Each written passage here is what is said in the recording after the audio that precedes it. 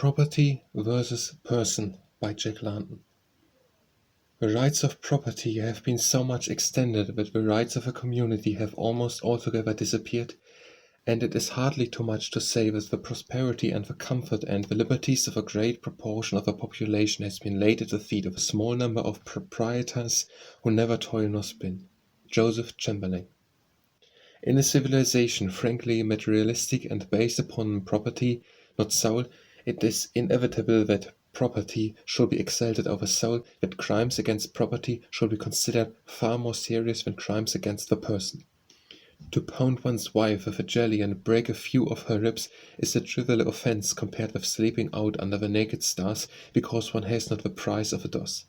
The lad who steals a few peers from a wealthy railway corruption is a greater menace to society than the young brute who commits an unprovoked assault upon an old man over 70 years of age, while the young girl who takes a lodging under the pretence that she has work commits so dangerous an offence that, were she not severely punished, she and her kind might bring the whole fabric of property clattering to the ground.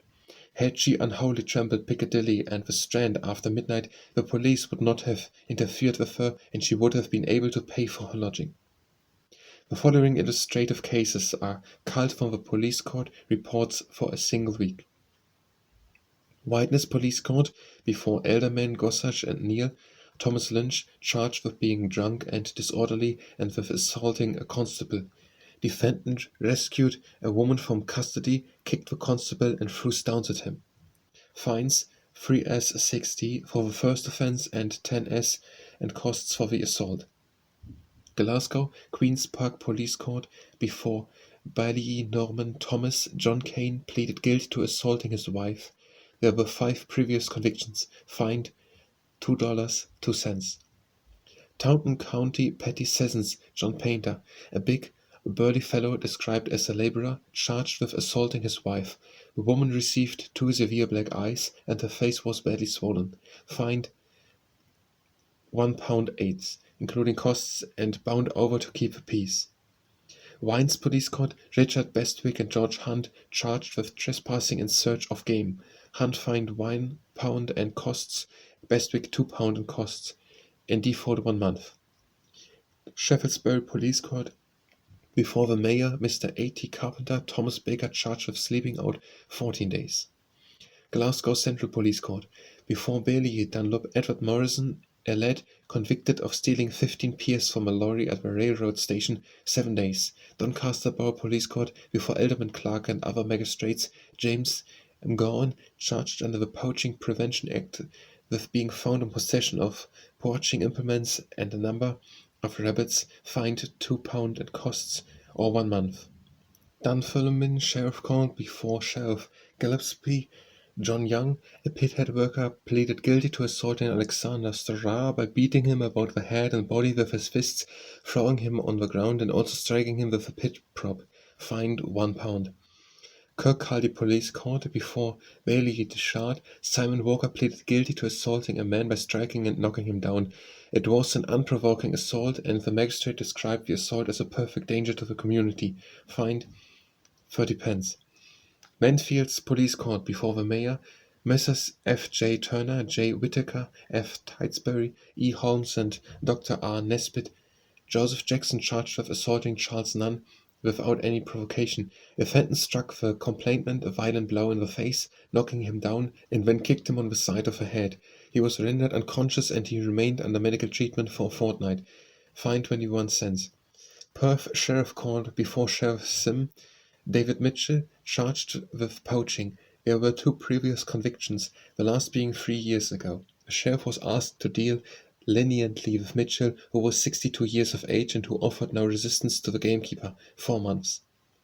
Dundee Sheriff Court, before Honourable Sheriff Substitute R.C. Walker. John Merry, Donald Craig and James Parks, charged with poaching.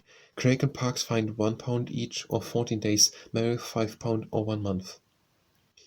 Readingborough Police Council, before Messrs. W. B. Monarch, F. B. Parfitt, H. M. Wallace and G. Gilligan. Alfred Masters, aged 16, charged with sleeping out on a waste piece of ground and having no visible means of subsistence. 7 days. Salisbury City Petty Sessions, Before the mayor, Messrs. C. Hopkins, G. Fulford, E. Alexander, and W. Marloff, James Moore, charged with stealing a pair of boots from outside a shop, 21 days. Horncastle Police Court, before the Reverend W. P. Messingbeard, the Reverend J. Graham, and Mr. N. Lucas Calcraft, George Brackenbury, a young labourer, convicted of what the magistrates characterized as an altogether unprovoked and brutal assault upon James Sergeant Foster, a man over 70 years of age, fined £1 and 5s 6d costs. Workshop petty sessions before Messrs. F.J.S. Foljambe, R. Addison, and S. Smith, John Priestley, charged with assaulting the Reverend Leslie Graham. Defendant, who was drunk, was wheeling a perambulator and pushed it in front of a lorry, with the result that the perambulator was overturned and the baby in it thrown out. The lorry passed over the perambulator, but the baby was uninjured. Defendant then attacked the driver of the lorry and afterwards assaulted the complainant, who remonstrated with him upon his conduct.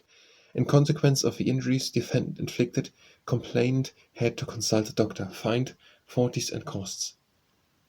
Rotherham West Riding Police Court before C. Wright and G. Pooh and Colonel Stoddard, Benjamin Story, Thomas Brammer, and Samuel Wilcock, charged with poaching, 1 month each. Southampton County Police Court before Admiral J. C. Rowley, Mr. H. H. Colm Seymour, and other magistrates, Henry Thornton, charged with sleeping out, 7 days. Eckington Police Court before Major L. B. Bowden, Messrs. R. Eyre and H. A. Fowler, and Dr. Court, Joseph Watts, charged with stealing 9 ferns from a garden, 1 month. Ripley Petty Sessions before Messrs. J. B. Wheeler, W. B. Bembridge, and M. Hopper, Vincent Allen and George Hall, charged under the Poaching Prevention Act with being found in possession of a number of rabbits, and John Spareham charged with aiding and abetting them. Hall and Spareham fined £1 17s for D and Allen £2 for D, including costs, the former committed for 14 days and the latter for 1 month in default of payment. Southwestern Police Court, London, before Mr. Rose, John Proyben, charged with doing grievous bodily harm to a constable. Prisoner had been kicking his wife and also assaulting another woman who protested against his brutality. The constable tried to persuade him to go inside his house, but prisoner suddenly turned upon him, knocking him down by a blow on the face, kicking him as he lay on the ground, and attempting to strangle him. Finally, the prisoner deliberately kicked the officer in a dangerous part, inflicting an injury which will keep him off duty for a long time to come, 6 weeks. Lambeth Police Court, London, before Mr. Hopkins, Baby Stewart, aged 19, described as a chorus girl, charged with obtaining food and lodging to the value of £5s, by false pretense and with intent to defraud Emma Brazier. Emma Brazier, complainant, lodging housekeeper at Atwell Road. Prisoner took apartments at her house on the representation that she was employed at the Crown Theatre. After prisoner had been in her house 2 or 3 days, Mrs. Brazier made inquiries and, finding the girl's story untrue, gave her into custody. Prisoner told the magistrate that she would have worked had she not had such bad health. 6 weeks hard labor.